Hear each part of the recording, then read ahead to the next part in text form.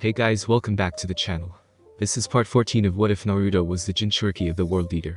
If you guys enjoyed this what if, and want to see part 15 of it, comment down below, and let me know. And go ahead, and check out other what ifs in the channel. Before we start, please do support for more awesome content. Don't forget to subscribe and leave a like, and also share this video with your friends. So let's start this video.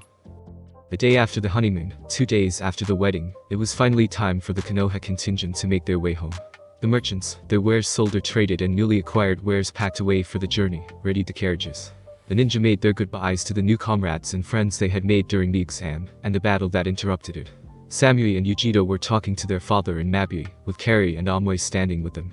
So, Kari started after seeing Samui step away from her father's embrace. "How was your honeymoon, Samui?" The blonde Kunoichi gave a small, mischievous smile. "We had a lot of sex," she announced plainly, smirking as Ace stiffened in mortification. "It was good." Kari blushed in embarrassment. "Okay, then, good to know," she muttered, turning away to hug Yujito. "Didn't need to know that, but good to know, I guess." The look over his daughters had to glare at Naruto, who was standing next to a pair of women who were sobbing all over each other. Feeling the heat from the look, the dragon shinobi glanced at the Raikage and shrugged blithely. "It's the truth." That only made A glare harder, until Samui smacked his arm. "Stop glaring at my husband, Dad," she said, an unbidden smile forming at the word husband. "Married people have sex, there's nothing wrong with it. There's something wrong with it, if my daughters are involved," I proclaimed as Yujito shook her head in exasperation, before hugging him again. Naruto turned to the crying pair, patting the closest to him on the back. "Come on, Satsu, it's time to go. I know you're sad you have to leave, but you can keep in touch with letters," he said comfortingly. "It's not the same," she wailed in time with her new best friend, Yusuke L. "Who am I supposed to get drunk and kill people with? Unko?" he supplied hesitantly. Satsu waved the suggestion off. "PFFT, please. She acts like a sadistic bitch, but she's only a minor sadist, if that. Oh, it just won't be the same," she cried, slumping on dark-skinned woman who grabbed her tightly.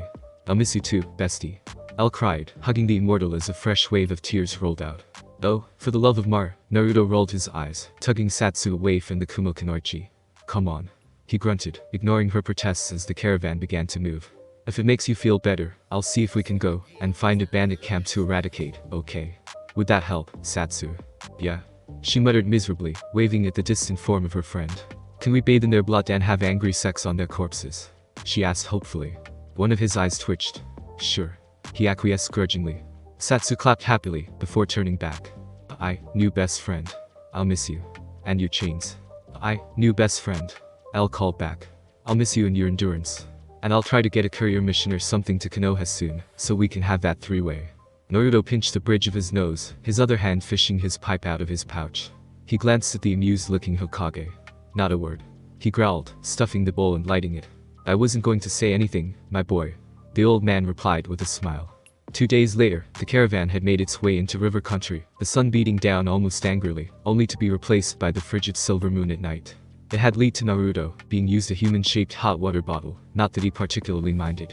"One thing I hate about traveling in caravans," Kakashi muttered as he wiped the sweat from his brow, "is the speed.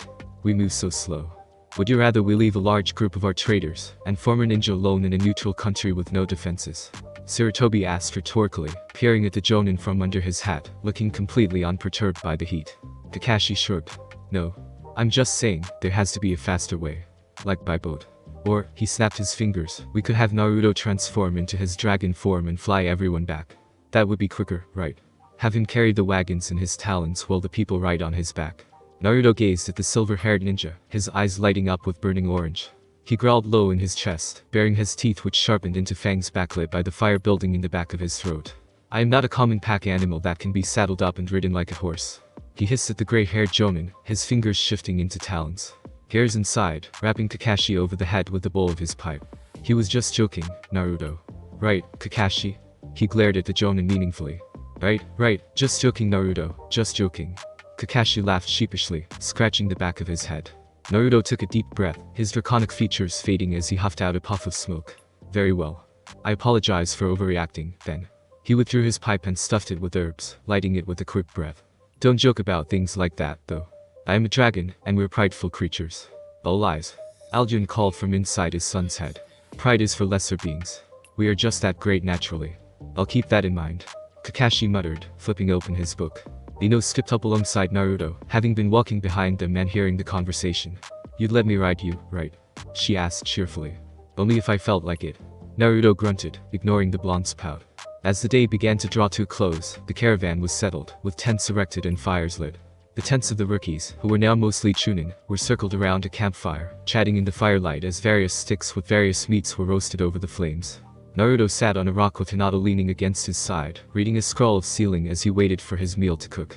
He would occasionally glance up to see Satsu looking bored, or Suki chatting with Samui, or Yujito and Tenten discussing kunai, or Shino sitting quietly next to a half-asleep Sakura. Sometimes he would spot Hanabi looking at him, but every time they made eye contact, she'd huff and look away. It was starting to irritate him. The dragon glanced down as Hinata gently poked his side, meeting her lavender-tinted eyes. "HM. You need to talk to Hanabi," she murmured softly. "She's been grumpy and moody, and it's probably something to do with you. And knowing her, she won't bring it up by herself." Naruto hummed in thought, peering at Hyuga sitting across the fire. "You're right," he grunted, setting his scroll down and standing up. "Hanabi," he called, jerking his head towards a copse of trees. "We need to talk." Hanabi huffed at him, and folded her arms, looking away until Tenten nudged her shoulder, pointing at Naruto. The Hyuga heiress grumbled under her breath, but followed after him, disappearing into the trees. Finally, Tenten sighed, stoking the fire. Hopefully they cleared the air between them. It was starting to get annoying. "What do you mean, starting?" Satsu muttered boredly, sticking her hand in the fire until it burned and pulling it back out to watch the skin heal. It was fucking irritating. "I don't know why girls think it's cute to dance around. Just fucking say what's on your mind, it's what I do."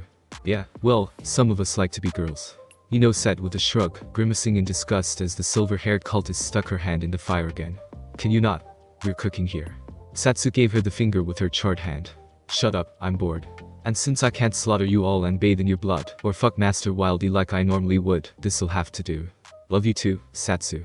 Hinata sighed uncaringly, having taken up Naruto's spot with her eyes fixed on the ceiling formulae on the scroll. The pair of Konoha Chunin walked until they were out of sight of the camp, and once they were deep in the copse, Naruto leaned against a tree and peered at Hanabi questioningly. "What's going on with you?" he asked bluntly. She huffed again and crossed her arms. "Nothing," she muttered, refusing to meet his eyes. "Right, and my eyes are actually brown." The draconic shinobi shot back, frowning. "Hanabi, what's the problem? Why are you acting like this?" "Problem?" Hanabi replied sarcastically. "I don't have a problem, except for the fact that you slept with my sister." Naruto blinked languidly, his expression unchanging. "So?" he asked with a shrug. "So," she exclaimed loudly. So how am I supposed to win when Hinata keeps getting the important things first? I got the first kiss, she got the first date, and I was supposed to be the first one to sleep with you, but no, little Miss Big Chest had to go and mess up the schedule." Naruto arched an eyebrow or near hysterical distress. "Schedule? Do you and Hinata keep little booklets with dates and times penciled in? Monday, 10 o'clock, kiss Naruto. Monday, 11 o'clock, argue with sister." "Well, no, not exactly." Hanabi stammered with a nervous giggle. "It's not like actual schedules or anything, just rough estimates, really." Still, she went ahead of me. "So, what you're really saying is that you're not mad that Hinata got to me first, you're jealous?" the shinobi countered. The Hyuga heiress threw her hands up. "Of course I'm jealous, I thought that would be evident.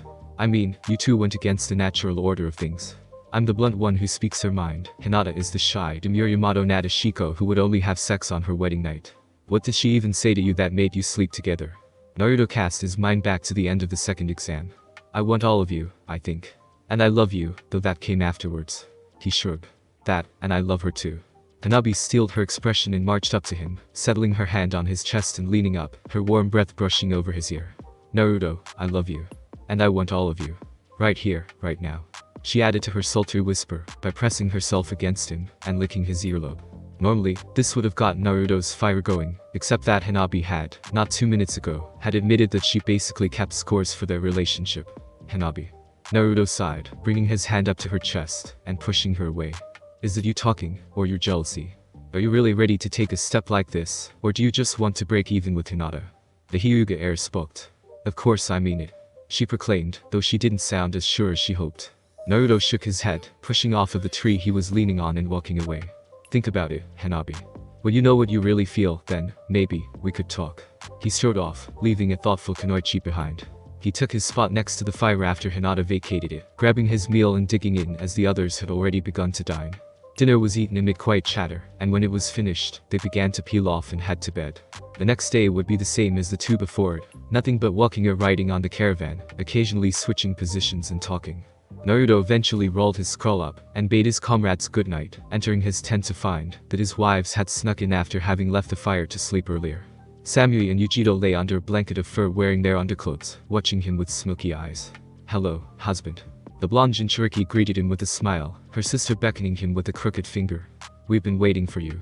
He grinned in return, disrobing quickly and joining the pair on the pile of furs he called a bed. Naruto had discovered that, after transforming, bedrolls just didn't do it for him anymore. Instead, he resorted to using the pelts of the animals he had hunted in Konoha's Forest of Death as bedding, having intended to sell them in Kumo but forgetting. It was easy to transport them around in ceiling scrolls, and by the way his wives looked in his bed made it worth it. Yujiro half straddled his side, her lips pecking his neck and his chest. "Mata-chan wants to play," she purred, her eyes nearly glowing with azure fire. "She's been sending me images from our wedding night all day and I need some relief. We can't play too rough, but go ahead, and let her out a bit." Naruto replied, running his fingers through her long blonde hair. The next day would consist of walking the entire team, and doing that with a limp would be annoying. Yujiro closed her eyes and scrunched her face in concentration, black paint-like markings forming around her eyes and cheeks, as the skin around them turned a rippling azure. She smiled slyly, kissing Naruto greedily, her hands grabbing his hair. "Hello, husband." Natatabi whispered, licking her lips. "Sit back and let Mata-chan take care of you." The overshadowed blonde slunk down Naruto's body, straddling his waist and quickly sinking down on his arousal. "That's always kind of weird," Samui commented dryly, watching her sister's body rock on her husband. Yujiro, though far from demure, preferred to make love slow and tender, much like her sister. Natatabi liked it rough and fast, and she was only going as slow as she was because she wasn't in her own body. "She kind of looks like a kabuki character like that. There's nothing wrong with weird, honey." Natatabi smirked lustfully, trailing a hand down Samui's side, before jerking away as if burned. "I said my sister's off limits, Mata-chan." Yujiro growled out through the possession. "I will put you back." Natatabi huffed and crossed her arms. "Fine, no incest. Square." Naruto rolled his hips, making her moan and pulling her attention away from her kinky thoughts. Samui turned his head, and kissed his lips, her fingers threading in his hair. Naruto channeled a bit of chakra to his fingertips, gently digging into her shoulders and massaging the knots away as he focused his attention on her mouth. She moaned quietly, and pressed herself against him, enjoying the way his pleasantly hot fingers soothed her back pain, and carefully slid down her side, grasping her rear as Natatabi gasped and shuddered atop Naruto. The overshadowed blonde panted quietly, before pushing herself off and getting into a different position and setting a fast pace. Within an hour, the Nibi was sated and Yujiro reappeared, riding Naruto to completion once more before sliding off and quickly falling asleep. With her and her demons satisfied, Naruto turned his full attention on Samui, his wife pulling him on top of her with a happy sigh. He made sure she fell asleep with a smile on her face. In the middle of the night, Naruto woke suddenly, feeling panicked for no particular reason. His eyes darted around the tent, wondering what had woken him up. Yujiro groaned in her sleep, rubbing her nose against his chest, and he buried his face in her hair, and went back to resting. The next day, the caravan had passed through Kawa no Kuni, and was treading the border of Kei's no Kuni, the area consisting of hard-packed sand, little patches of scrub brush and thin trees. Not everyone enjoyed this, but they had stopped complaining when the Sandaime shot them a shut the hell up glare. He had lived through a few wars and spent a time actually in Suna, not just the border area, so he had quickly grown tired of their bitching when it was much worse a few miles in. Being a dragon, Naruto didn't mind the heat. In fact, he found it very pleasant, his instincts calling for him to spread his wings, catch a thermal and practically float through the sky, basking in the heat and light of the sun. Unfortunately, that went against his orders, and he was unwilling to get reprimanded so soon after becoming Chunin. The good side effect of the heat was that both the civilians and ninja wanted to get out of it as fast as possible, and by the time the sun was beginning to set, the sparse trees became thicker and more numerous, with the ground becoming rich brown dirt and light grass.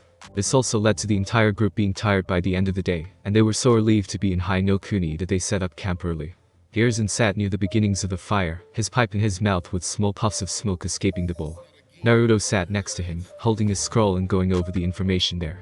No, see, tweaking the second sector of the seal reduces chakra intensity, but also makes the available sealing space smaller. It's useful for quick seals on the go, but if you can take your time, you want to keep your intersector lines straight. He explained in reply to the question. Naruto grunted in thought, making a note in his small handbook as Hana and Izuka and Branch Hyuga dropped out of the trees around them. Hokage-sama, we spotted a bandit camp during recon, about half a mile west. What are your orders? Hana reported, kneeling in front of the old man. How many? Hana paused in thought. 13 to 15. Sarutobi hummed thoughtfully, looking at Naruto from the corner of his eye. That cultist of yours has been practically begging to go out and find something to end. Why don't you take her and clear that camp out? He offered. Naruto arched an eyebrow at him. You just want her to stop complaining. He noted shrewdly. Hiruzen shrugged. I can make that an order, if you want. He replied, deliberately not answering the question. The draconic shinobi nodded and stood, beckoning for Hana to follow him. It didn't take long to find Satsu, who was trying and failing to read a book. Satsu, Rikon found a bandit camp, and the Hokage has tasked us with clearing it out. The silver-haired cultist practically leapt to her feet, tossing the book aside without care. Fuck yes. It's been too long since I've sacrificed anyone to Joshin-sama. She shouted happily, slinging her scythe on her back and nearly skipping towards him. Well, come on, bitch, there's people I need to kill. Hana rolled her eyes at the abrasive cultist, leaping into the trees and leading them west away from the camp. They traveled in near silence, broken intermittently by Satsu giggling to herself. The Inuzuka Chunin stopped, gesturing ahead of her. The camp is about a minute away. What's our plan of attack? I think the best plan would be for you stay back, out of hearing range, and let the two of us take care of it. Naruto replied with a shrug. Hana frowned at him, and he clarified. Satsu gets a little enthusiastic when it comes to killing, and she might attack you. Not to mention her methods can be sort of disturbing. Hana frowned before acquiescing. Alright, fine. But shoot up a flare if you need help, okay? She said, jumping away from them. Naruto and Satsu dropped from the trees, approaching the camp on foot. It consisted of several tents and fires, with several bandits crowded around the latter eating and drinking and chatting loudly. They probably thought they were safe from Konoha ninja, given their location near the border of Hai no Kuni. We can go about this sneakily, taking them out one by one before they know we're here. Naruto reasoned, retrieving his scroll. Satsu shot him an incredulous look. Right, charging straight in like the pair of immortals we are, then. He unsealed his bastard sword, and hefted it easily, the vicious teeth glinting dangerously in the low light. Satsu drew her side, licking the topmost blade with her pink tongue, her eyes glittering with bloodlust and regular lust. Joshin-sama, watch me as I sacrifice the living in your name. She whispered, panting. She burst from the foliage with a wild scream, leaping over the circle of startled bandits to land in the center of a fire, scattering burning logs and embers, the bottom of her cloak catching on fire. Completely uncaring of flames licking her legs, Satsu dove into a group enemy swinging her scythe, cackling in glee. Naruto rolled his eyes. If Satsu wasn't immortal, she'd make a terrible ninja. As it is, she doesn't need to know ninjutsu or be sneaky to be terrifying. But she makes a good distraction, which should allow me to test out the Rasengan. Ignoring the screams coming from the group, he darted into the camp, relieving a bandit stumbling from his tent with an easy swing of his sword. Alarm. One of the sentries screamed in panic as her partner was eviscerated by a swing of Satsu's triple-bladed scythe. Naruto hacked the legs off of a panicking female bandit, before cleaving her top half off, spraying his chest with viscera and spun, hefting his sword over his head, and hurling it at the sentry, Daedra blade spinning through the air to bite deeply into a tree, splitting the sentry's head in half. The largest tent was thrown open as a large, muscled form burst through the flaps, revealing a brutal, scarred man with wild hair and matching bloodshot eyes, followed by an equally intimidating woman. Who dares? He bellowed, clutching a battle axe in one hand. I'll tear your head from. Since he acquired his chains, Naruto had discovered that they could be manipulated slightly, like changing the tip into a kunai or a hook, or making the links bladed. The one he favored at the time was similar to a kunai, but flattened with two hook-like teeth near the back. His chakra easily formed into the chain, as if it had been waiting for him to use it, and it cut through the air, piercing the bandit leader's chest and hooking into his flesh. Naruto grabbed the chain and yanked on it, pulling the leader across the camp towards him. As he flew, the draconic shinobi held his other hand out, focusing the flowing chakra into a spinning, screeching ball that wobbled unsteadily in his palm. He threw his hand forward to meet the bandit leader's gut, the glowing blue technique drilling through flesh and bone with ease before it failed and detonated, spraying him and the surrounding area with mulched body matter. Ha! Naruto grunted, wiping his face. I need more practice. The clearing had fallen silent, a technique, broken only by his mutterings, and the two halves of the bandit's leader, hitting the ground with a wet thump. Satsu laughed manically, tearing her scythe from her latest victim and moving on, taking advantage of her stunned enemies to cleave through another. The woman who had been with the leader, screamed in anguish and charged at him with her katana over her head, only to be blindsided by Satsu, who didn't bother to dodge, letting the blade of the sword get wedged in her collarbone. The cultist stabbed the woman in the shoulder with her spike and kicked her away, bringing the blood-covered weapon up to her mouth, and licking it in an extremely sexual fashion.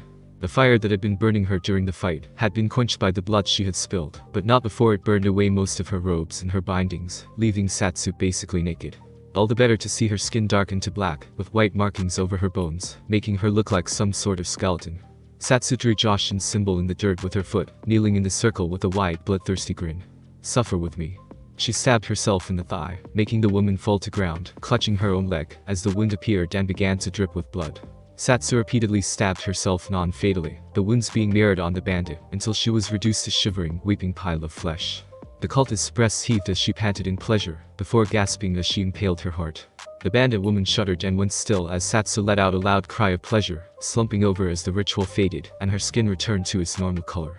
"Ooh, Joshin," she moaned, shakily pushing herself up. "It's been too long." Naruto watched the cultist out of the corner of his eye as she walked over to his still moaning body, plunging her hand into his chest and ripping the heart out, squeezing it out over her face and open mouth. Her visage dripping with blood, her violet eyes alight, she stalked over to Naruto and gripped his hair roughly, pulling his head down and smashing her lips to his, trading blood and saliva with him. The remaining bandits could only quake in fear as the dragon shinobi's eyes went red, his nails becoming talons and Satsu's grin becoming even wider, despite it seeming impossible. To call it a slaughter would be an understatement. Naruto woke to the sun dancing over his eyes, groaning softly as he stretched, feeling a content Satsu cuddling against his side. He breathed deeply, noting the smell of dried blood, charred flesh and evacuated bowels, sitting up to find himself in the center of the camp. Or, more precisely, what remained of the camp. Various body parts and entrails littered the blood-soaked ground, the smashed and splintered tents, adding to the mess. The only thing left standing was the former leader's tent, the red-stained canvas fluttering limply in the breeze. The dragon sat up with a sigh, his face twisted in a grimace, but not at the carnage that told him Marin's Dagon's gift still worked on him, despite taking his draconic form. It was that, despite the fact that he should be feeling guilty, not for the killing of bandits, but the method, he didn't feel anything. He was a little annoyed at the rampage Satsu had made him go on, despite her knowing he hated not being in control, but otherwise, nothing. Looking over the bodies, Naruto equated it to the feeling he had gotten as an academy student, after learning fire-making methods, which included a weak jutsu, a flint and steel, and a magnifying glass, and using the latter to light ants on fire. I'm really not human anymore, am I? He wondered sadly. No? Alduin replied bluntly. You exist on a different level from humanity. Like the relationship between man and dog. They can be beloved partners and friends, but in the end, they are irreconcilably different. You have it harder, having been born human, but in time, you will be at peace. As long as I never see the ones I love as pawns. Naruto thought discontentedly, creating a fiery red summoning portal with a wave of his hand, ember emerging from within.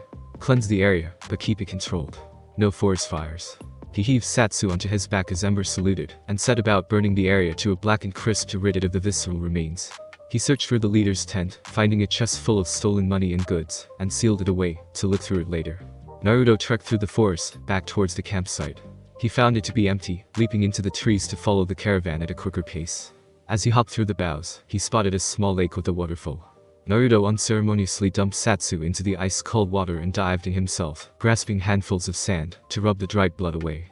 Satsu came up spluttering and coughing, wiping her violet eyes. What the fuck was that for, master? You know I hate it, when you send me into a blood rage. He replied simply, shaking his ash-gray hair out. But I love it when you get all angry and rough and... She shivered in delight. It's got to feel good to let go, yeah. Naruto snorted, stepping out of the water and drying himself with a brief burst of fire.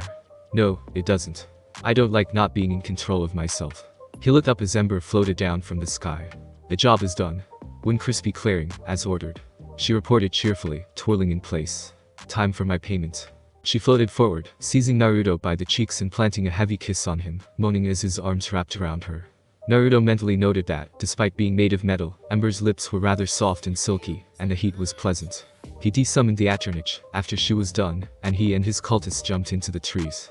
After catching up with the caravan and reporting their success in clearing out the camp, the day was rather short as they traveled quickly through familiar territory, the giant wooden gates coming into sight as the sun began to descend. As the caravan entered Konoha, the group breathed a sigh of relief as one, feeling glad that they had made it home after a long journey. The merchants and shinobi dispersed to go home and see family members or simply fall asleep. Hiruzen was striding proudly through the streets with his head held high, a smile on his weathered face, as the populace greeted him with respectful bows and words. It made him feel 10 years younger. An Anbu dropped from a nearby rooftop, kneeling deferentially. Hokage-sama. Nezumi.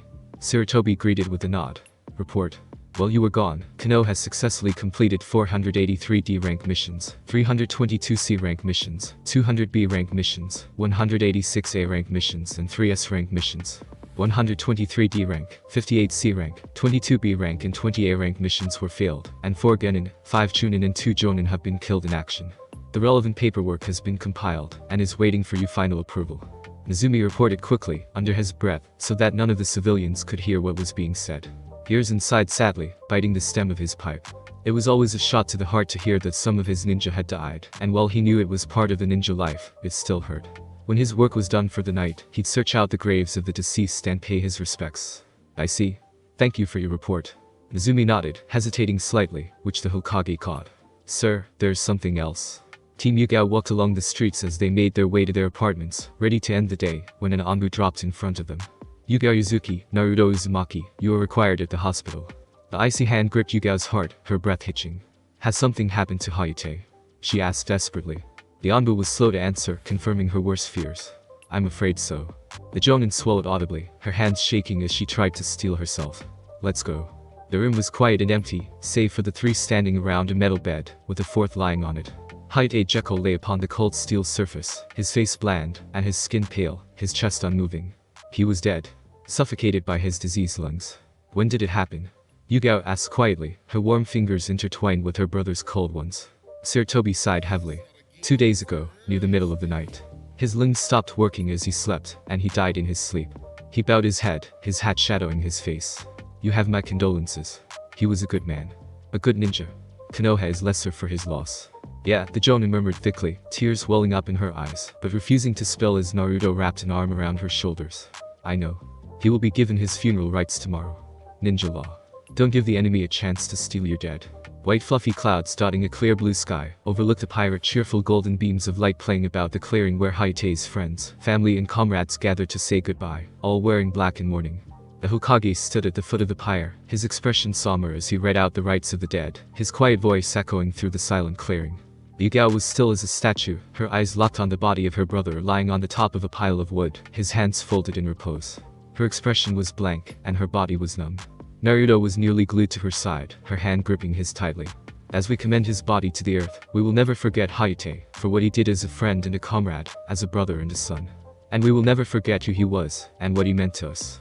His ashes, born from his death, will eventually give birth to new life, another seed of Konohagakure planted. Hiruzen finished, clasping his hands together and nodding towards Yugao. The Jonin withdrew her hand from Naruto's, shakily going through the signs for Kaiten Jutsu. She blew a weak stream of flame at the base of the pyre, which sprang alight with ironically lively glee. The gathered ninja gave their condolences to her and left, eventually leaving her and Naruto alone, watching as the flames consumed the fuel and the body.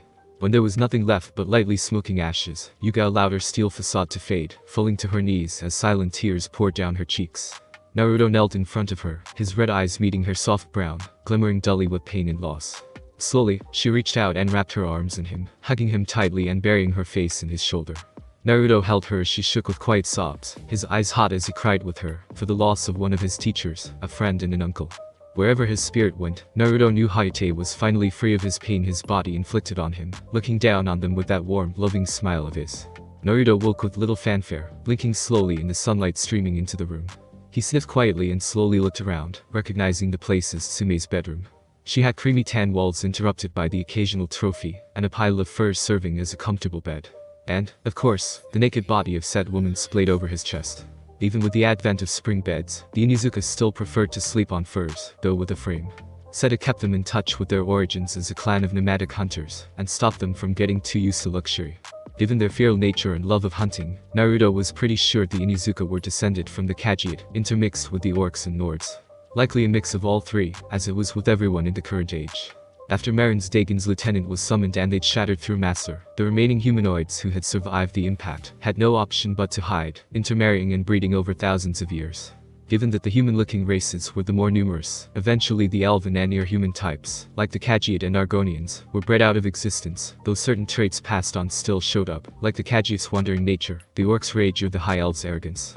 While he pondered on the state of the world, and how much it had changed, Naruto's hand settled above Tsume's tailbone, and he smirked to himself, gently scratching the spot with his nails. Tsume's back arched unconsciously, making her groan and wake up, nuzzling his neck with her nose. You're asking for a bout of morning sex, mister, she whispered, kissing his jaw, even if I'm still a little sore from last night. Wordlessly, a healing spell wrapped around her and soothed her ache, making the Inizuka matriarch grin to herself and straddle his waist. She sank down on his length with a pleased moan, while Naruto grasped her hips and returned the favor. An hour later, the two spooned, basking in the post-sex glow. Well, Sume groaned, breathing heavily. That's one way to wake up. She hummed happily, feeling the light kisses he was placing on the side of her neck. She frowned slightly to herself before rolling round to face Naruto, her fingers trailing down his cheek as she looked at him with worried affection in her slitted brown eye. "What's wrong?" he asked, stroking her side. Sume sighed, kissing his nose. "When I heard about what had happened in Kumo, I won't lie, I was worried about you. I didn't want to lose you again. I'm glad you came back to me." She huffed, nuzzling his neck. "Listen to me," sounding like a teenage kunoichi. "You see what you've done to me." Naruto kissed her gently, making her groan into his mouth. "Do you have a problem with it?" he asked seriously. The Inuzuka matriarch chuckled briefly. "Hell no, Ryu-kun. But you better take responsibility for these feelings you're making me feel." She rolled off of the bed and strode towards her bathroom, peeking at him over her shoulder. "You can start by joining me in the shower." Naruto nearly scrambled after her, except that he was dragon, and dragons don't scramble. He exited the Inuzuka compound with a small smile on his face, and his hand tucked into his pockets, walking down the street with an easy stride. It fell as he looked up the sky, seeing fat white clouds floating in a sea of blue. With a small jolt, he realized why he felt restless. His instincts were begging him to take his true form and leap into the sky, feeling the wind over his scales. As it was, he felt constrained, imprisoned on the ground. Naruto huffed. The answer was pretty simple. Get a solo C-rank mission, and fly away for a bit. But he had just gotten home 2 days before, and he had people to visit. He would do so later. After a while, an Amu dropped from a nearby rooftop, presented him with a short scroll, and vanished in a puff of smoke. Reading the message, the dragon felt his spirits lift. Karin had finally made her way to Konoha from Kusa. Apparently, the village hidden in the grass didn't want to give their Uzumaki up, especially to a village that already had one. But the Sandaime Hokage had pointed out, politely, that the Uzumaki were not the Bijuru, and that the clan had last been based out of Konoha anyway. It was also pointed out that grass was really easy to burn, not to mention that her closest living relative was a man who could transform into a very large dragon. They had conceded grudgingly, charging Konoha for a C-rank escort mission, which had arrived just now. Burning the scroll, Naruto set off for the Hokage Tower with a renewed pep in his step. Though, he was dissatisfied with the facts they had gotten wrong. He wasn't a man who could turn into a dragon. He was dragon who could turn into a man. Upon entering the tower, he headed straight up, finding the Hokage's office with the door open. Inside, standing in front of the Hokage's desk with angry postures, were the Kusa team, a bunch of average-looking men, plus Karin, who looked happy to be in Konoha. She sensed him enter the room first, spinning around and launching herself at him with a happy cry. "Naruto." Naruto caught her out of the air and embraced her slender form tightly, spinning her around once before setting her back down. "It's good to see you again, Karin. You didn't have any trouble on the way here, did you?" His tone was friendly, but the flat look he gave the Kusa team over her head promised fiery violence if he didn't like what he heard. She shook her head negatively, pressing herself into his side. "No, there wasn't any trouble." Karin looked away and mumbled, though not for the lack of trying. Sarutobi smiled warmly around the pipe in his mouth. "I'm glad I can welcome you to Konoha, Karin Uzumaki, even if not as a kunoichi. I hope you will enjoy making a new home for yourself here." His smile faded, replaced by a stern visage as he looked to the Kusa team. "As for you, you should know that I am considering hostile action towards Kusa for keeping the identity of an Uzumaki clan member a secret from Konoha. As the previous clan head resided here and named it her home, as does the current head, I would fully be within my legal rights to embargo Kusagakure." The jonin paled quickly. "It was through no fault of ours. Karin Uzumaki never expressed the desire to join Konoha. Don't go blaming me, Takahashi." Karin yelled, pointing an angry finger at the man. "I didn't know there were any other Uzumaki left. If I had, I would have left in a heartbeat, and you know it." Takahashi growled and snapped at her. "Shut your mouth." Naruto stepped in front of Karin, a low rumbling coming from his chest, as his teeth began to sharpen and blacken into fangs. "What was that?" he asked with a voice that sounded like rocks grinding together. The jonin gulped audibly. "Nothing," he mumbled quickly. "Ahem." The Sandaime cleared his throat meaningfully. "I'll thank you not to speak to my citizens like that, jonin." Takahashi nodded quickly. "Good. Now, since you withheld information from us, I'm going to demand information in return. Anything you have on any possible Uzumaki, rumors and facts alike." The Kusa jonin sighed and nodded in agreement. "Very well, I will take your demands to my leader. But, know this. You have made an enemy of Kusagakure this day. Any Konoha ninja found within our borders will be captured and interrogated." He pulled a scroll from his pouch and tossed it on the desk contemptuously. Hiruzen hummed in thought as he unrolled and read the missive quickly. "I see," he said with a nod, before rolling it back up and tossing it to Naruto. "Naruto-kun, if you would give them our answer." The dragon shinobi clenched the scroll in his fist, fire roaring from his palm to consume it quickly. It crumbled to ash a second later. We don't care, he stated, flicking ash from his hand. Your response has been noted. The Jonin replied shakily. The Sandaime smiled darkly. Good. Now, get out of my village. The Kusa team spun around quickly and marched from the room, and the Hokage gestured for one of his Anmu. The masked man knelt before him a second later. If they're still here 3 minutes from now, throw them out, he ordered. Yes, sir. The man replied, vanishing in a gust of wind. The older man sighed and leaned back in his chair, rubbing his temples and drawing on his pipe. I'm getting too old to deal with politics, he grumbled, peering at the Uzumaki from under the brim of his hat. No matter the number, the Uzumaki clan is always capable of giving me a headache. Worth it. Naruto shrugged, slinging an arm around Karin's shoulders. What else do you need from Karin? Just a few things, he answered, grabbing a blank scroll and writing briefly. Do you have any special abilities, Karin-chan? The Uzumaki clan is known for having diverse abilities that are not quite bloodlines and vary from person to person. For instance, Naruto and his mother can create chains from their chakra. Karin slowly flushed to the roots of her crimson hair. Well. She gulped quietly, playing with her fingers. If it's something embarrassing you don't want to speak of out loud, you can write it down. Hiruzen offered kindly. It's not that, it's just kind of shameful, she muttered, fingering her sleeve before slowly pulling it up. Her arm was covered in sets of bite marks. If I let someone bite me, I can transfer my chakra directly to them, healing them a great deal, but the marks never fade. The Sandaime stilled. And just how many marks do you have, if you don't mind me asking? He asked carefully. Karin hesitantly lifted her sleeve up to her shoulder, revealing several sets, then hiked her shirt up a bit, so that they could see the others on her torso. Hiruzen hummed. So, that's why Kusa tried to refuse my demands, he muttered in thought, before shaking his head. Well, Karin-chan, you won't have to use that skill, unless you want to, here. Anything else? She shook her head quietly. Very well, then. He finished writing the information down, before stamping the scroll and storing it away. Now, there are a few stipulations. You need to find a job within 2 months. It can be anything, though, given that you are capable of using your chakra, I would recommend being an in-village medic-nin, nurse or the like, or if you show the aptitude, you could join the cryptology department. I am well practiced with medical jutsu, Hokage-sama, and I would prefer to help people, if at all possible, she replied shyly. Hiruzen smiled and nodded encouragingly. Very well. The hospital is always looking for more doctors and nurses, and I have the feeling the entire medical division will be getting plenty of attention in the coming years. He looked to Naruto. Naruto-kun, please show Karin-chan around town. Show her the sights and such. I assumed you will want to house her in your complex. Is that still the case? Of course, old man, Naruto answered firmly. No family of mine is going to live unsupported. Karin blushed prettily, and hugged his side, hiding her face against his chest. The Sandaime grinned slightly and continued. After you have finished, please come see me.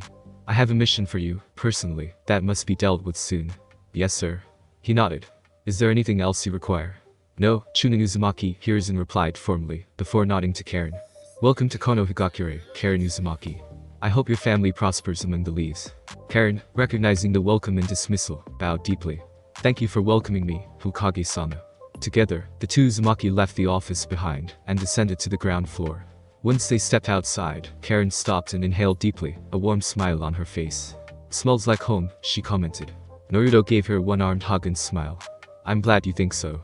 Come on, I'll show you around, introduce you to everyone. She slung an arm around his waist and leaned into his side. Alright, Naruto-kun. Let's go.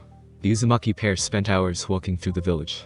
Naruto showed her the mission offices, the ninja academy, the hot springs, and the best places to buy groceries and all that. He also took her up a long, winding stone path. How much farther? Karin asked, breathing heavily. Not too much, we're almost there, he replied with a hidden smirk as they came to the top of the path. He pushed through the bushes. Take a look. What is? The former Kunoichi gaped in awe as she took in the sight before them. Sprawling out in every direction was the hull of Konoha. She could see the Hokage Tower standing proudly in the distance, and could just barely make out the far-away forms of civilians and ninja wandering through the streets. Karin could even barely make out the wall surrounding the village, and they were so far away. Wow. It's amazing, isn't it? Said Naruto with a grin. It's one of the best spots in the village. Yeah. She murmured, before turning and throwing her arms around Naruto. I'm so glad I met you that day, Naruto. You saved my life, and now, I have a real home and family. He embraced tightly, kissing the top of her head. I'm happy as well. He hugged her for a bit more, before pulling away. You want to grab lunch? Her stomach growled at the thought of food. Oh, God yes. I'm starving. She answered eagerly. Naruto chuckled. Well, I have the perfect place in mind. He made to leave, but Karin groaned. We have to walk more. She pouted cutely. My legs are tired.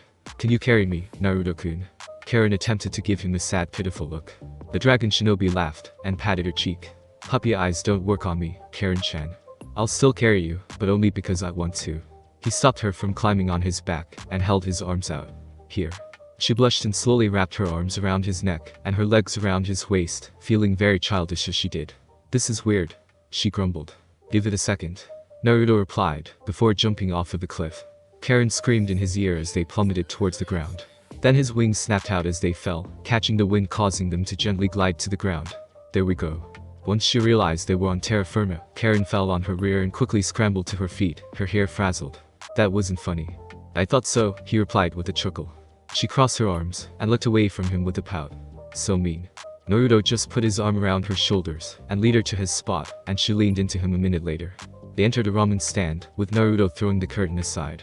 Old man Ichiraku. Aim-chan. I have someone I want you to meet. A cheerful feminine voice called out from the back. Just a second, Naruto. I knew you'd be coming soon, I'm almost done. A bald older gentleman waved at them from behind the counter with a wide grin. Naruto, my boy. Good to see you again. His kind brown eyes fixed on Karin. Who's this pretty young lady with you? This is Karin Uzumaki. She's my cousin, who moved here from Kusa today. Naruto introduced her, taking a seat at the counter. Karin, this is Tuchi Ichiraku. I've been eating here for years, and they make the best ramen in the world. Ramen? Karin asked, interested. Sounds delicious. What flavors do you make? All the flavors.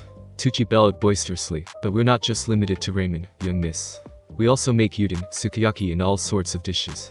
Karin pored over the menu for a few seconds, before looking up. Can I get a large bowl of the seafood ramen, with a plate of egg rolls to share? One large bowl of seafood ramen and one plate of egg rolls, coming right up. The owner saluted, getting down to work. Naruto reached over the counter and filled a teapot with jasmine tea, and snagged a few cups, pouring decent measures of the hot liquid for both of them. To new homes. He toasted, clinking his cup against Karin's. To new family. Karin replied with a grin. They took a drink, and sighed as one of the taste. Aim stepped out from the back, carrying a large bowl of ramen with what looked like most of a steak among the noodles and broth. You're special, Naruto. She announced, setting it in front of the dragon. Don't forget your payment. She leaned forward, puckering her lips.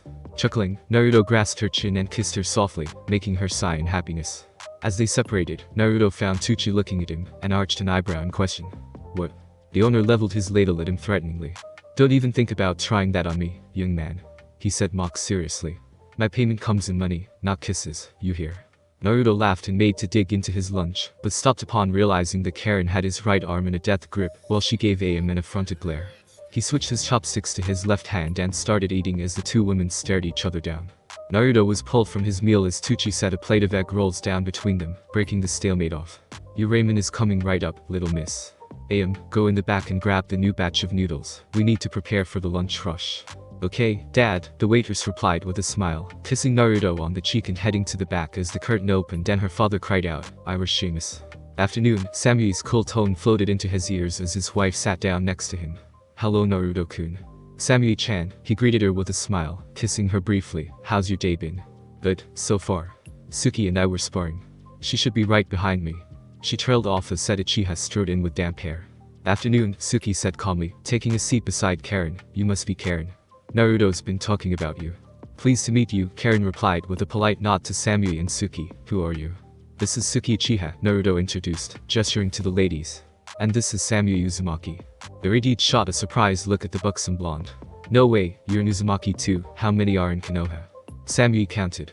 Besides myself, my sister Yujito and our mutual friend Tenten. Though, I should be clear, we're not related to Naruto the way you are. We're Uzumaki by marriage. She smiled slightly as Aim placed her order of sukiyaki in front of her. Karin gaped. Marriage? She asked in a shocked whisper. You're married to 3 women. Naruto nodded simply. Yup. And I love each and every one of them. Suki reached across Karin to grip his arm tightly. I love you too. Aim injected herself in the conversation by leaning across the counter and kissing the dragon shinobi briefly. I expect you to keep your promise, you know. She murmured, serving Suki her spicy udon. And I will, when things have settled down. I haven't forgotten. Naruto replied softly, reaching over to grasp her hand. Karin slumped in her seat, resting her head on the counter with a soft thump. Just what kind of village have I moved to? She asked herself, before shooting up. Wait. I'm not expected to have 5 husbands, am I? Of course not. Samuel denied around a mouthful of noodles. Not unless you want to, that is. Oh, good. She sighed, digging into her meal. Over the next few minutes, the ramen stand slowly filled to bursting, mostly with ninja, including the rest of Team 7, 8, 9 and 10. Though, they weren't known as that any longer. With most of the genin being promoted, the teams were being reshuffled. Hiba, Choji, Shikamaru and Sakura would probably end up under Might Guy if he was so inclined, and barring any apprenticeships, it was possible they would be passed from sensei to sensei, until they were promoted. As he tipped the bowl back to drink the broth, Naruto noticed something out the corner of his eye. Or rather, the conspicuous lack of someone. He called quietly, "Can I get a to-go bowl of fish eating?" "Sure," the waitress replied, getting started. A few minutes later, she passed the container to him. "Here you go." "Thanks." Naruto paid for his and Karin's meals and left a healthy tip. "Samuel, can you show Karin home? I'm going to check on Yuga-sensei." He wiggled the bowl for emphasis. "Sure," she nodded, pressing her lips to his quickly. "We'll see you at home." Naruto stood and left, waving to his friends and lovers as he disappeared through the curtain. He strode quickly through the streets, finding his way to Yugao's apartment complex with familiar ease. As he walked up the steps, he was stopped by a door opening and admitting Anko Mitarashi. "Oh hey there, Ryu-kun," she greeted him with a flirtatious wink. "You know, you were out of the village for a few months. Who knows who you could have met, what kind of ideas they could have given you. I think you need a visit to T&I." He gave her a flat look. "I'm not here to roleplay again, Anko. I'm checking in on sensei." Anko blinked, her teasing visage gone. "Oh, okay then. Well, come by whenever, Ryu-kun, I haven't seen you in a bit. We should get dango sometime. It is the food of the gods, after all." "Sure, you filthy heathen," Naruto replied without heat. Anko snuck a quick grope of his rear as she passed him in the hallway, sending another wink his way before sauntering off, allowing Naruto to continue his journey only slightly molested. He knocked on Yugao's door gently, stepping back as the door was opened by Kurenai. "Hey, Naruto," she greeted with a small smile. "I was just about to go get lunch myself. I doubt you would mind staying here for a bit, would you?" "Not at all, Kurenai," he replied easily, stepping in after her and taking his boots off. "How's she doing?" "I'm doing just fine, Naruto-kun," Yugao interjected irritably, looking extremely out of place with her messy hair and paw print-covered pajamas. "I wish I could train, at least. Being stuck inside on a sunny day is not my idea of productive. Now Yugao, you know that the morning week is necessary for a shinobi to accept their situation in a healthy manner, so that they don't try to bury themselves in work," Kurenai lectured, hands on her hips. "You should take this as an opportunity to relax and unwind. You'll regret missing the chance later." "I know, Mom," the purple-haired Jonin snarked back, flopping back on her couch. "Is that for me?" she asked, noticing the takeout container. Naruto passed her the udon and chopsticks with a wry smile. "Sure is." Kurenai smiled at them and pulled her sandals on. "I'll be back in an hour or so, Yugao." "Naruto-kun, don't let her convince you to spar or anything like that." "I won't." The dragon shinobi waved her off, settling down on the couch with his sensei. "Go get lunch." The red-eyed woman waved and set off, shutting the door behind her. The apartment was silent, except for the slurping of noodles, and the tapping of Naruto's nails on the arm of the couch. Once Yugao was finished, she set the container aside, and laid her head in her student's lap with a sigh. "How are you really doing, sensei?" Naruto asked seriously, beginning to run his fingers through her lengthy purple locks. "I lost my brother and friend," she replied quietly. "I'm hurting. But, I'm a kunoichi, I have been for years. I'll move on, always remembering him, and the hurt will fade with time. She sighed, closing her eyes. "I just wish I had been there. When he died. I should have been there. We should have been there. You blame us, sensei." If she hadn't been leading a team, she wouldn't have been in Kumo, and could have been with her brother, when he finally stopped breathing. "Only a little bit," Yuga replied truthfully, "but I know we can never predict when someone's going to die. We couldn't have known when we left for Kumo. And I can't really blame you for Hayate's death, Naruto. You were the one who kept making all those potions for him." They settled into a comfortable silence that lasted for a good while, until Naruto broke it. "Did you see how Suki fared in the final exams?" he asked eventually. "You noticed that she was using the basic crescent moon dance too?" She replied rhetorically. "I was waiting to see if any of you were promoted before I gave any thought to actually training her in this style. Now that all three of my students are chunin, I'm going to approach Makoto and Suki in a few days about taking her under my wing." "I think Hayate would have liked that," Naruto told her with a small smile. "I think so, too." Naruto left Yugao's apartment a few hours later, and made his way to the Hokage's office. He found Sarutobi writing a mission scroll with Jiraiya standing in the corner, apparently thinking really hard. Or sleeping. Hiruzen looked up as Naruto entered and nodded for him to take a seat, before suddenly yelling, "Jiraiya." The Toad Sage jumped in surprise, hitting the ceiling and sticking there. "I'm not hungover," he cried, before slipping from his spot and hitting the ground with a thud. "Ow, the back of my face." You said you had a mission for me, Hokage-sama. Naruto asked with an amused smile. That I do, Naruto. The sense of humor disappeared faster than if Danzo had entered the room. It's very important. You recall what we talked about the day before your wedding. You want us to find Tsunade? The dragon offered. No? Hiruzen shook his head. I want you to find Tsunade. Jiraiya has a lot of work to do. Naruto frowned and thought. But I'm just a chunin. Jiraiya is a Sannin, shouldn't he be the one to find Tsunade? Or both of us together? The Sandaime nodded. Usually, yes, however. My intelligence said that the Akatsuki wouldn't be making a move for another 3 years, Jiraiya supplied, peeling himself off of the floor. He retrieved a notebook and pulled several pages out. As you saw during the final exam, that was a load of horseshit. He methodically shredded the paper and threw it into the air. Yay for bad intel. What my student is trying to say is, his information network screwed up, and he needs to find out how he got such bad intelligence or, if they changed their plans radically, why. Here's inside a cloud of smoke. To be frank, we need more intelligence if we are to combat the threat of Akatsuki presence, and with their attack on Kumo, they are quite the threat, unafraid of instigating combat with a hidden village. A village being visited by the cages, no less. I see. When am I leaving? Naruto asked seriously. Jiraiya rubbed his eyes groggily. We'll be leaving tomorrow morning, once I'm not so hungover. We'll be traveling together for the first leg of the journey, and I'll be splitting off in Ryuji Guide to examine my network. Hiruzen tapped his desk meaningfully. Chunin Naruto Uzumaki, as the Sandaime Hokage of Konohagakure, you are charged with the retrieval of Tsunade Senju to be the Go-Daime Hokage. This is an A-class mission, with provisional S-class pay should something interrupt your task. I accept this mission and vow to complete it to the best of my ability, Naruto replied, bowing low before taking the mission scroll and storing it away. What time should we meet tomorrow? 9? No, 10 o'clock. The Sannin answered, before disappearing in a flurry of leaves. I am sorry to thrust this responsibility on you, Naruto, especially after such a short amount of downtime.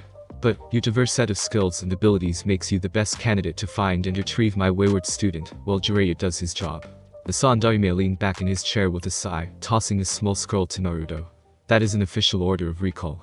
Show it Tsunade, and she'll know that, if she refuses, she and her apprentice will be declared as Nukenin and her family estate will be liquidated. Naruto frowned at the thought. Would you really do that, old man? Destroy the compound her family, your sensei built?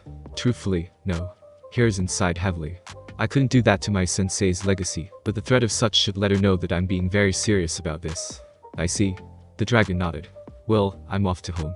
I've got to pack and let my wives know I'll be leaving. What's my timeline? After 2 weeks, we'll assume something has happened and send Hunter Nin out to either find your bodies or bring you back by force, the Sandaime replied in answer. I see. See you later, old man. Naruto burst into flames and vanished within the conflagration, leaving behind the smell of brimstone. Ha! That was a new one. You're really leaving tomorrow? Karin asked in a mix of shock and disbelief. But, I just got here. You just got back from Kumo, where you died. I know. Naruto replied with a shrug. It's the life of a ninja. We never stop. Doesn't mean we're happy about it, Samui grunted, picking at her sushi. I wanted to go on a date tomorrow. We'll go on one when I get back, he assured her comfortingly, squeezing her hand. I think I'm legally required to take a week-long break after 2 missions in a row. I can't believe you're going to meet Tsunade of the Sannin. Tenten gushed with stars in her eyes. You have to tell me what she's like. And get her autograph for me. No, wait, that's too forward. Ichido rolled her eyes. Tenten, your inner fangirl is showing. He's bringing her back here, remember? You can ask her for an autograph yourself. Who's Tsunade? Mira asked curiously. I recognize the name, I think, but I've been hearing so many strange names that they kind of blend together.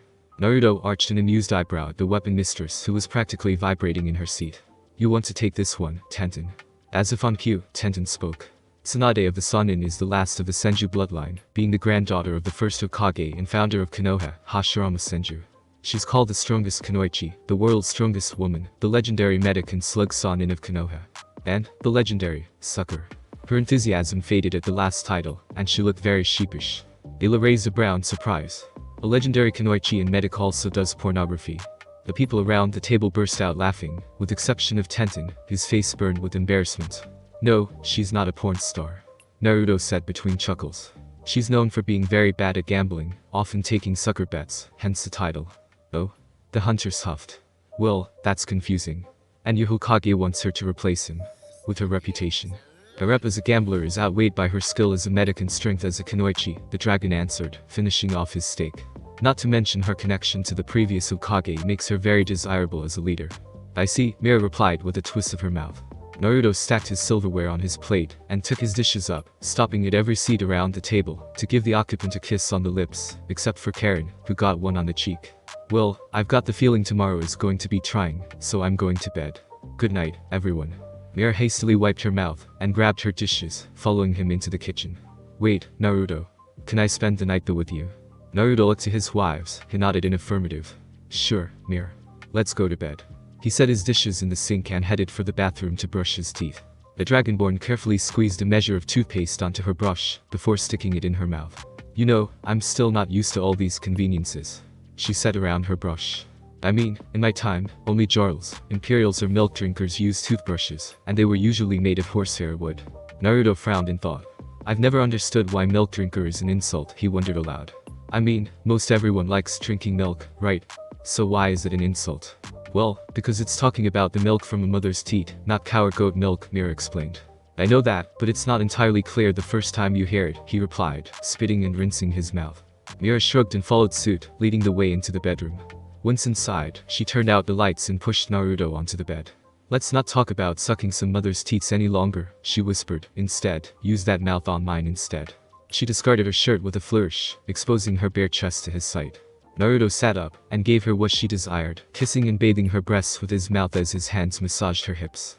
Mira groaned in pleasure as her fingers gripped his pale gray hair, and his arousal pressed against her own through their underclothes. She enjoyed his attention for a minute longer before reaching down between them and pulling his length from his underwear, drawing hers aside to sink down on his arousal with a pleased moan. Naruto laid back and she braced her hands against his chest to set her own fast, rough pace, their breath coming in harsh pants. She gasped as he rolled his hips as she descended, spearing deeper into her than before. Mira moaned, gripping his arms tightly. Do that again. He did, and their pace increased once more until the Dragonborn shuddered atop the dragon, her walls fluttering around his length as she orgasmed. She slumped on top of him until he gripped her hips and rolled them around so that he was on top, using his new position to set his own blistering pace. The bed creaked under the passion and strength of their lovemaking, and Mira locked her legs around Naruto's waist, grasping the back of his neck and kissing him roughly. Minutes later, Naruto groaned into her mouth and pressed her tighter to him, twitching as he released himself inside of her. He shifted so that he was resting beside her, letting his stamina recover from the bouts. Mira waited until her breathing had evened out before slipping out of his arms, crawling up to the top of the bed and grabbing the headboard tightly. The night is far from over. She grinned widely. Maze, Cocoon. Ofen dar Devaki and Hingon. Naruto felt his stamina and arousal rush back, and he quickly entered her from behind, setting off another bout, one of many that would last long into the night. Thanks for listening. I do hope you enjoyed. If you want a next part of this video, like, subscribe, and comment down below, and turn on that bell notification, and also check out the other videos that I have created, and enjoy. See you in the next video. Peace.